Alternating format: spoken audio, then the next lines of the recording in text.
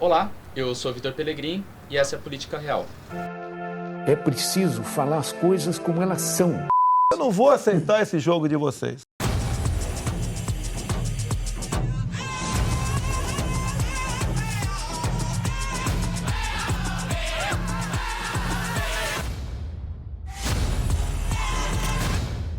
A aposentadoria dos deputados. Estamos aqui hoje com o Plínio Júnior para ser entrevistado. Opa. Tudo bem, Plínio? E a gente vai conversar um pouco sobre o governo recém-eleito do Jair Bolsonaro. Primeira coisa que eu queria perguntar para você, Plínio, o fiador desse projeto do Bolsonaro é o Paulo Guedes, que vai ser o ministro da Fazenda desse governo. Ele tem uma fala bastante radical. Queria saber o que muda de fato com esse novo governo e com esse novo ministro. Olha, a presença do Paulo Guedes na equipe do Bolsonaro, ela é emblemática. Ela corresponde mais ou menos àquela frase do Fernando Henrique: esqueçam tudo que eu escrevi. Ao chamar o Paulo Guedes, o Bolsonaro diz: esqueçam tudo que eu falei, porque ele, na verdade, se apresentava com um projeto nacionalista. Ao chamar o Paulo Guedes, ele se enquadra na agenda do capital. Qual é a agenda do capital para o Brasil? É a liberalização da economia brasileira. Este projeto já está mais ou menos consolidado. É o projeto do Temer, é a ponte para o futuro, que leva o Brasil para o século XIX. Então, este é o papel do Paulo Guedes na economia.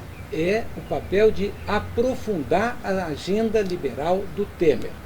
Ele se apresenta como um homem voluntarioso, que levará o liberalismo até o fundo, mas aí ele vai se chocar com a realidade brasileira, com a realidade objetiva de uma economia muito complexa, muito heterogênea, muito mais difícil de manejar do que a Bolsa de Valor, que é onde o Paulo Guedes tem experiência, e ele vai se chocar com a luta de classes, porque estas reformas provocam destruição de capital, destruição de emprego, e ele enfrentará a resistência de setores da burguesia e enfrentará a resistência dos trabalhadores. Plínio, para eu entender, porque o Bolsonaro, a campanha dele usou muito dos símbolos nacionais, né? Era patriotismo por um lado, Brasil acima de tudo.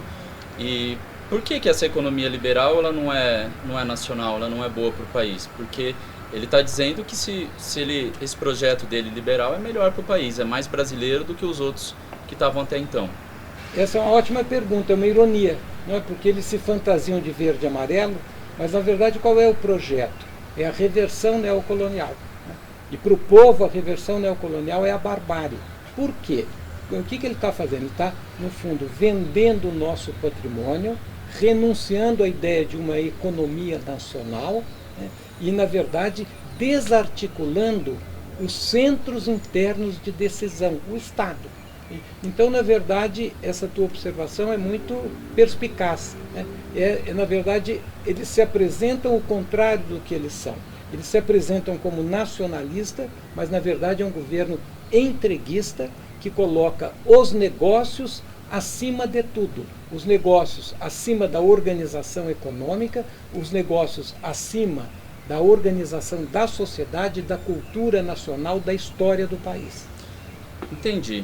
Agora, Plínio, nesses últimos anos de crise, o principal debate que se faz é que o problema da crise é que o Brasil gasta demais e arrecada pouco, né? Arrecada pouco perto do que gasta. Então os governos teriam exagerado no quanto eles gastam, então se a gente começasse a equilibrar essas contas, o problema estaria resolvido no Brasil.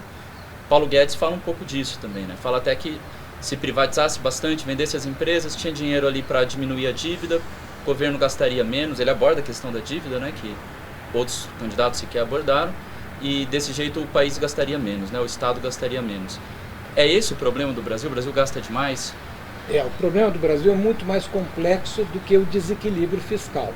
O problema do Brasil é o impacto devastador da crise internacional sobre a economia brasileira. O núcleo deste impacto é a desindustrialização do país e a conversão da economia brasileira numa economia especializada na produção de produtos primários, agronegócio, extrativismo mineral. Então, esse é o problema central. Agora, há um problema fiscal? Sim. As duas coisas que são ditas são parcialmente verdadeiras. O Brasil arrecada pouco, é verdade. O Brasil teria que arrecadar muito mais para poder oferecer à população políticas públicas.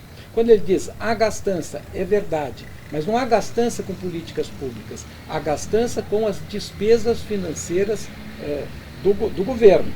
O Brasil gasta mais ou menos, só para pagamento de juros, tudo que ele gasta com saúde e educação pública. É uma quantidade muito grande, mais ou menos nos últimos 20 anos, 7% do PIB. Quando os países desenvolvidos gastam, em média, 1% do PIB. Então é aí que está... Isso porque eles têm o juro mais baixo. Isso, porque eles têm os juros muito mais baixos. Né? Então é aí que está a sangria das finanças públicas. Isso não vai ser resolvido vendendo patrimônio público. Isso vai ser resolvido desvalorizando a dívida pública. Né? E é assim que problemas de sobreendividamento público são resolvidos historicamente, com alguma forma de desvalorização da dívida pública. Mas não é isso que eles estão propondo, ao contrário. Né? Eles, na verdade, vêm com uma política enquadrada no rentismo. Né? Então, tudo será feito, inclusive a venda do nosso patrimônio, para dar um sobrefôlego a esta dívida que, quando vista a médio e longo prazo, é impagável. Mas essa venda do nosso patrimônio, o que eu acho curioso é que muitas vezes, quando vão se vender essas empresas, nem sempre a população acha tão ruim assim.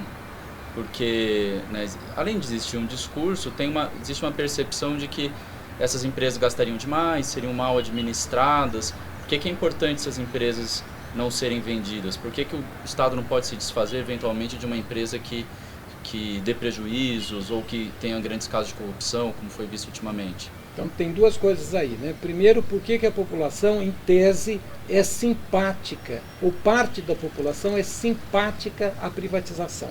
Né? Isto porque o Brasil está há 20 anos no neoliberalismo e isso é inculcado dia e noite na cabeça das pessoas. Em parte porque se associa a ideia de que empresa estatal e corrupção andam de mãos dadas. E se vendeu a ideia que o grande problema do Brasil é a corrupção. A corrupção é, sem dúvida, um problema do Brasil. É uma sangria nos cofres públicos e é a base de sustentação da dominação burguesa no Brasil. Mas onde é que está a corrupção? A corrupção não está no elo políticos estatais, mas sim no elo políticos estatais e empresa privada. E no que consiste a corrupção? Tirar dinheiro da empresa pública para transferir para a empresa privada. Qualquer delação da Lava Jato demonstra isso claramente. Então a privatização não vai à causa do problema que é a empresa corrupta. Ao contrário, a privatização tem sido, no Brasil e em todos os países do mundo, uma fonte enorme de corrupção. Por exemplo, acabo de chegar do Chile. O Chile agora está investigando os militares, porque os militares privatizaram muita coisa no Chile, com um programa muito parecido com esse que o Bolsonaro agora apresenta. Mas, junto com a privatização, o que veio? O enriquecimento ilícito dos militares. E agora é um processo grande, né, prendendo general, coronel, porque todos meteram a mão. Então, essa é uma primeira coisa. A segunda questão é, para que servem as estatais? As estatais servem para oferecer serviço estratégico à população.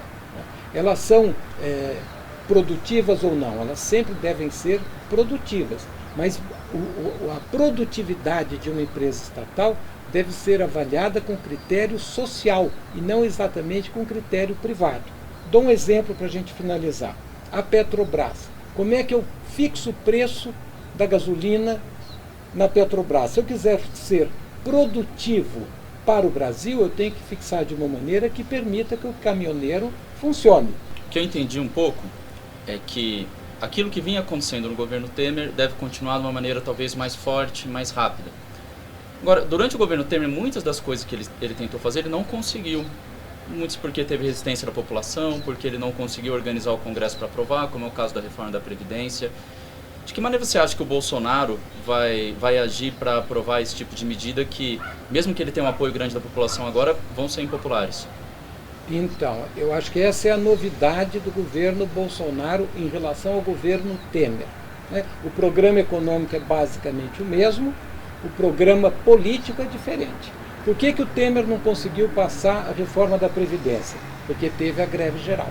E a greve geral acabou derretendo a base de apoio dele no parlamento, paralisou sua capacidade de ação. Então ele veio muito bem até a greve geral. Bom, para que vem o governo Temer? Ele vem para segurar o movimento dos trabalhadores, para segurar o protesto social. Bolsonaro. O governo Bolsonaro. Uhum. Né? Então, ele vem para isto. Ele vai conseguir isto, ele vai ter que referendar o apoio que ele teve na eleição nas ruas. Então, isso depende da capacidade que ele tem de segurar as ruas, e isso é um teste que está por vir. Né? Muita gente que votou no Bolsonaro votou, mas é contra a reforma da Previdência. Votou, mas é contra o congelamento dos gastos públicos. Votou, mas é contra a privatização. Bom, agora vai ver a prova dos 9 no próximo período. Pode ter um cenário de frustração, pode não ter esse cenário também, mas esse outro lado que vai ser atingido por essas medidas, o que pode se esperar desse outro lado? O que esse outro lado pode fazer depois dessa possível frustração ou de alguma revolta? O projeto do capital para o Brasil é a reversão neocolonial. Do ponto de vista objetivo, a reversão neocolonial é o que? É uma empresa que funciona como uma feitoria, são relações de capital-trabalho onde o trabalhador não tem direitos, né? É um Estado que cuida dos negócios, mas não cuida da população. Então é um conjunto, né? E isto é muito, atinge a população de maneira muito dura. Porque, na verdade, o efeito disso é que a vida, o cotidiano, vira uma barbárie. Né? Então, a população vai reagir à barbárie. Né? Quando que ela vai reagir, não sabemos. Isso depende. Né? Eu, particularmente, acho que o governo vai ter muita dificuldade para resolver a crise econômica. A crise econômica é profunda. A causa dela não é o desequilíbrio fiscal. O fato de privatizar e criar um montão de negócio não resolve nada do ponto de vista objetivo da população, né? E a economia, a sociedade brasileira não aguenta períodos prolongados de recessão. Então, eu acho que a reação será breve, mas isso depende muito da resposta da economia. Né? Então, eu acho que os trabalhadores, em breve, vão se arrepender do voto que eles deram para o Bolsonaro. Muito bem, Plínio. Então, o cenário não está muito animador, o cenário para você, Plínio. O homem acabou de começar o governo, você já traz um cenário difícil pela frente para o país. Eu acho que, na verdade, o governo Bolsonaro tem um projeto de transformar o Brasil numa mega feitoria moderna, transformar o trabalhador numa espécie de neo-escravo. Então, se o projeto der certo, é muito ruim para o Brasil. E se o projeto der errado, também. Então este é um governo que tem que ser derrotado, e ele vai ser derrotado nas ruas pelos trabalhadores. Beleza. Obrigado, Plínio. Acho que a conversa nossa fica por aqui, por enquanto. Espero que a gente volte a conversar, vai ter muita coisa para conversar e para entender desse governo. Te agradece quem ficou até aqui e a gente se vê na próxima entrevista.